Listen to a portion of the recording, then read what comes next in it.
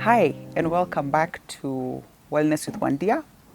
I am the founder of Mountain Slayers Kenya, and today I'll be narrating some stories about my initial experiences as a mountaineer. They say never forget your first hard hike, and I'll be starting off with my journey to Elephant Hill. That's where we're going to begin today. They're Baders.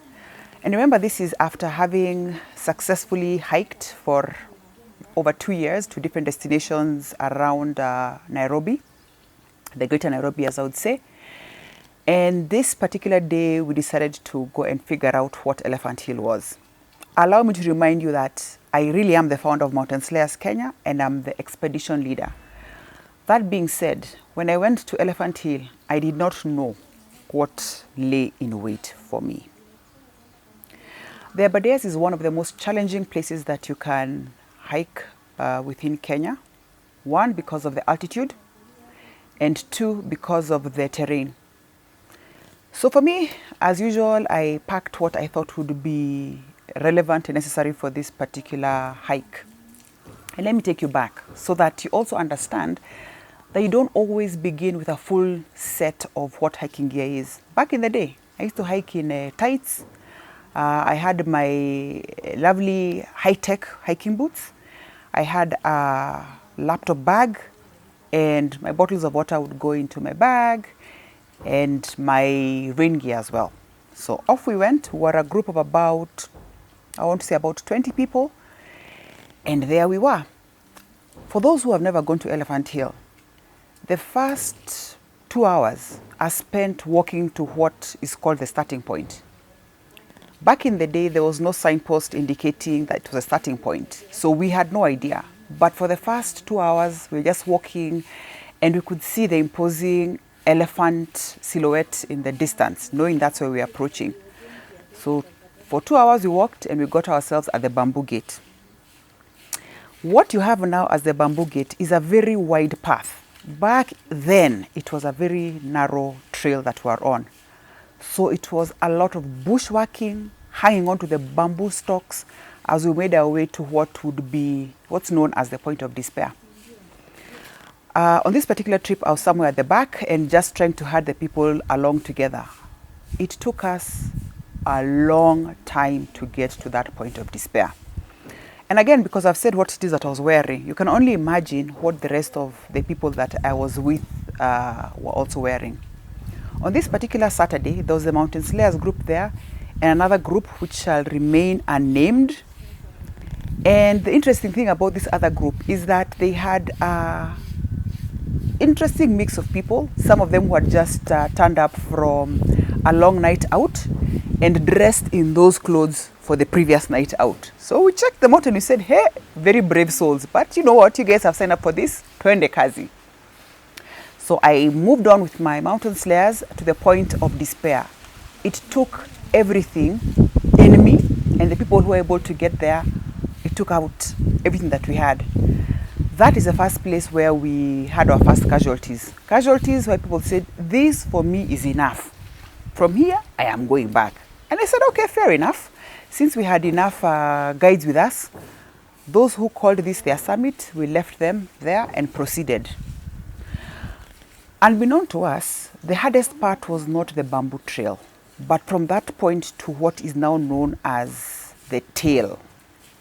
The rocks, the clambering over rocks, there is moss, and then because the Aberdares are just beautiful as they are, the clouds opened.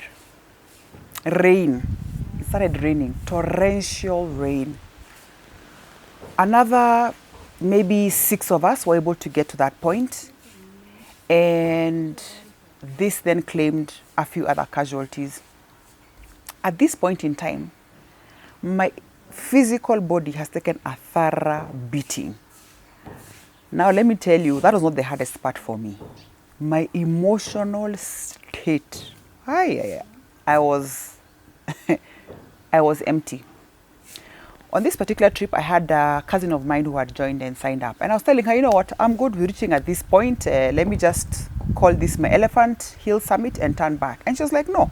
She looked at me and said, no, Wandia, you're not done. You're the lead and you must lead from the front. So dig deep and let's keep moving. Dig deep and let's keep moving.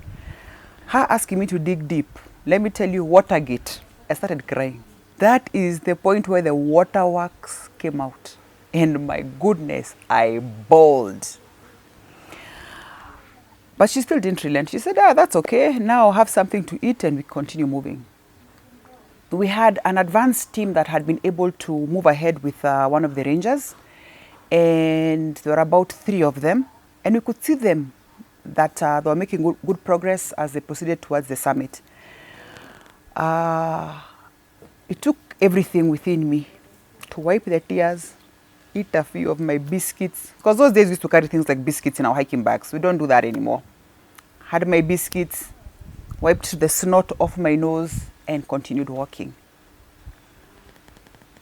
Crawling up to the summit of Elephant Hill, something within me shifted, something within me changed. I remember thinking about a particular conversation that I had been having with one of my family members over a season of maybe a month, and it had gotten to a head before I embarked on this particular hike. And this is the point where I felt I need to go back and apologize, because the position that I had taken was a very hard position. But because the mountain peeled back my layers, I was able to see myself as a human being who also makes mistakes and can also actually apologize in order to advance the relationship. I had taken a very hard stance that, too bad, liwe liwalo, let it be what it may be. If this thing is going to crumble, too bad. So for me, the physical challenge that I went through on Elephant Hill was one of the biggest things. Of course, now then I learned that you can't hike in cotton. I was hiking in cotton, my tights, and of course my innerwear was all cotton. And remember, it was raining, so I was cold. The other thing is that my emotional state, what played on me as I was crying and everything. But they actually thought I was going to die, and maybe that's why I said that. I can't wait to come back and apologize for what I had done. I think what was going through my mind was that, what if I die? In hindsight, now I can laugh, because Elephant Hill is not a big deal anymore.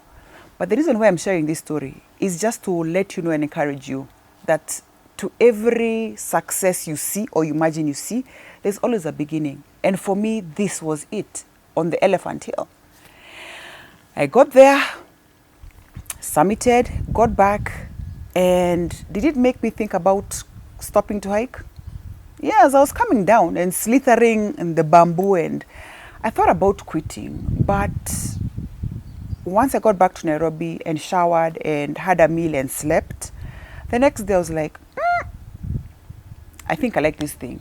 Because the thoughts that I got when I was at the summit, I actually had the conversation with the person that I had wronged. And it allowed us to progress the relationship. And for me, I said, okay, if it's going to allow me, if this thing that I am doing, which is very hard, is going to allow me to show up authentically in my relationships, ability to take responsibility for the things that I'm doing, challenge myself physically, then I think I'm going to keep doing it, because I don't imagine that this is the epitome. There must be more. There must be more. And the one thing that I keep saying is that the reason why we repeat some of these experiences is just to confirm, was it as hard as I imagined? Or was it just because I was unprepared? So I went back. That's another story for another day. Or do you guys want to hear the story? Okay. So the significant thing about the next time that I went to this particular trip is that I was preparing for my journey up Mount Kilimanjaro. And the bamboo section is normally quite treacherous. We say that if you're able to descend on that bamboo without falling, then you're pretty sure-footed. So for me, the fall that I took on this particular day, I didn't know that I was that limber. My leg, I found my ankle somewhere on my shoulder. And I'm not a gymnast. And I also didn't break my leg. But my ankle was on my shoulder. That is to say, I injured myself, not critically, but I had to go for a bit of physiotherapy to just rectify that. So That was my second experience at Elephant Hill. Of course, over the years, I've gone back, and I've gone back severally. And in knowing how to prepare for hiking and the activities that I need to do to be able to build up, it has become easier as I go along, to the point where now it's not a big deal. Going up to Elephant Hill, it's not a big deal. I'm able to go there, come down, be in Nairobi for lunch. I mean, so I'd like to encourage you, if you are thinking about starting on this journey, you just need to identify the right partner, Mountain Slayers Kenya, to be able to guide you on how to prepare yourself for any expedition that is before you. I'd also want to encourage the people who say they've had so many horror stories about Elephant Hill that they will not go. And you know yourselves, don't allow fear to prevent you from experiencing this. And remember, you will go only as far as you want to go. There is no firm place that you have to get to. So challenge yourself. Get out of your comfort zone. Get out of your fear zone and embrace the outdoors. So subscribe to us. Look for us on our socials, and we'll be happy to walk this journey with you towards your mountain. Asante.